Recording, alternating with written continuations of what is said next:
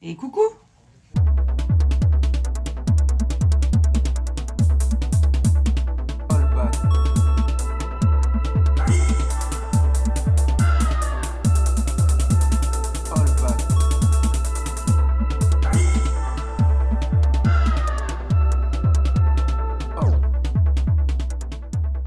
C'est un jour, un bain, un meurtre. C'est l'histoire de Issei Sagawa, un petit homme japonais. Il dit de lui-même qu'il était très laid et qu'il ressemblait à un petit singe. Il est venu foutre le sbeul à Paname. Je vais l'appeler Maurice pour l'occasion. Il est né en 49 à Kobe. Ah ouais, ça va parler barbac. Hein. Et dès 2 ans, il chope l'encéphalite japonaise. C'est une sorte de chikungunya, quoi, un truc de moustique. Il fait partie des rares rescapés. Ah, faut voir comment. Il grandit plus. Sa croissance va s'arrêter à 1m50. Sorte d'enfant vieux. Et dès petit, il va commencer à développer des envies cannibales. Pour les blanches. Curiosité? Non. Je crois qu'on peut dire obsession, ouais. Au point de vouloir les bouffer, si tu veux. En fait, il attendait que un déclic pour passer à l'acte. Et le déclic, c'est une Allemande qui vient habiter juste à côté de chez lui, en voisine. Il se dit parfait. Il s'introduit la nuit chez elle, dans le but de... On parle d'une Allemande d'1m80, 70 kg. Est-ce que je dois vous rappeler que le petit fait 1m50, 30 kg tout mouillé? Il se fait marbrer. Le père de Momo, c'est un homme influent quand même au Japon. Donc lui, ça l'arrange pas que son fils soit accusé de viol / meurtre. Donc il paye l'Allemande, il lui dit je te paye, tu... L'étudiante, elle dit ouais, grave, de ouf. Et puis il continue sa petite life. Bref, il bouge à Paname. Vivre son rêve, aller à la Sorbonne et bouffer des 16 francs. Et là, il y a trop de blanches, il y en a de partout. C'est le paradis et l'enfer à la fois, quoi. Ça commence à être très très difficile de se contenir. Il se fait quelques potes à la Sorbonne, notamment une. Elle s'appelle Renée. Du coup, je vais l'appeler Céline. Bon, voilà, ça part en BFF. Un soir, il lui dit, hey, Céline, il y a moyen que tu passes à la Zonkai? Je viens de dégoter un petit poème allemand, là. J'aimerais bien que tu me le lises, que tu me fasses la lecture. Moi, je t'enregistre. Non, tranquille, c'est un poème sur le cannibalisme. Elle dit franchement, why not? Lui, à ce moment-là, il a tout prévu. Il a dit bon, je peux pas lui sauter dessus et la chiquer au cou directement. Je vais lui tirer dessus dans un premier temps. Donc il l'installe à son petit bureau. C'est bon, Céline, tu peux y aller. Bon, elle lit une phrase ou deux et...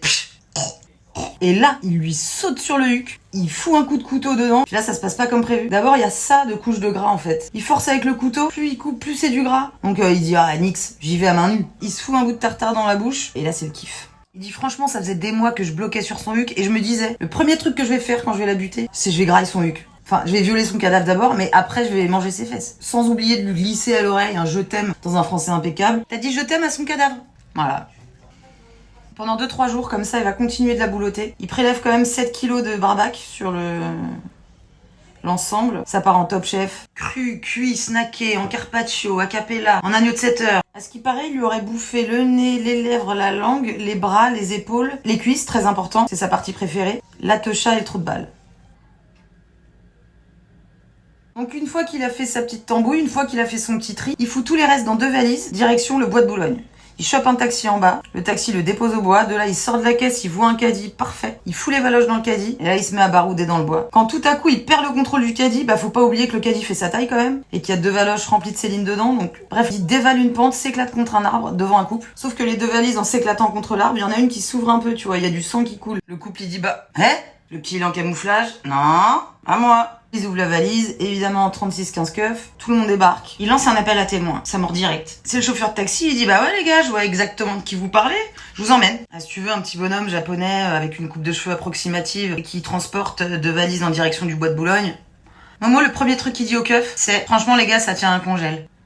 Non mais si j'avais eu un congélateur, vous m'auriez jamais gaulé.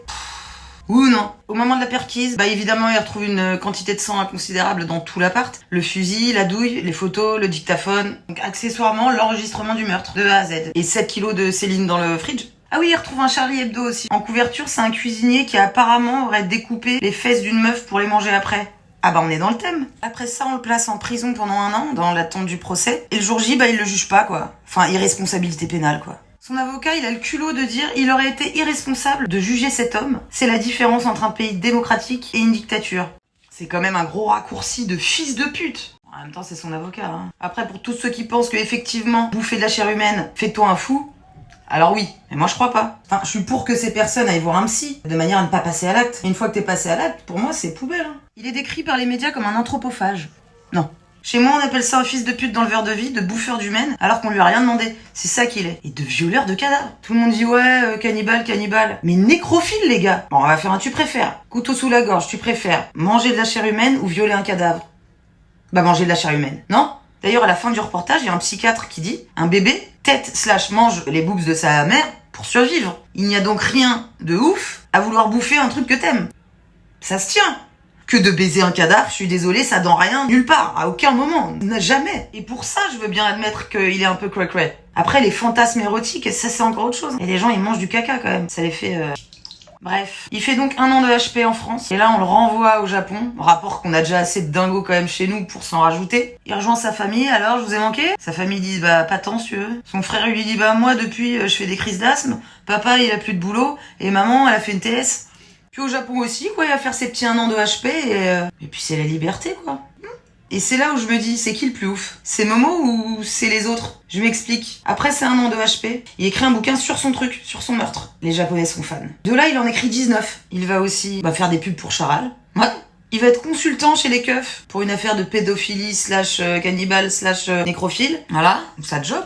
Il va aussi faire des films de Huck, avec des scénarios évidemment border. Puis après tout ça, il commence à se faire un peu oublier. Ah ouais, il a pas de suivi médical, pas de suivi policier. De temps en temps, il y a un keuf qui vient rôder devant sa porte. Il a un mini traitement antidépresseur, point. Donc ils disent qu'il a plus jamais rebouloté de gens, mais who knows?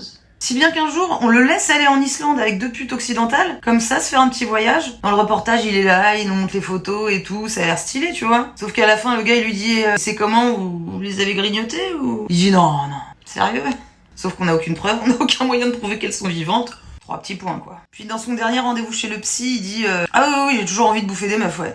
Non, je suis plus trop sur les blanches, là. Je crois que je fais une intolérance. Non, là, en ce moment, c'est passion Japon. Voilà, que dire de plus? Il est mort il y a 2 mois. Direction l'enfer. En Momo braisé.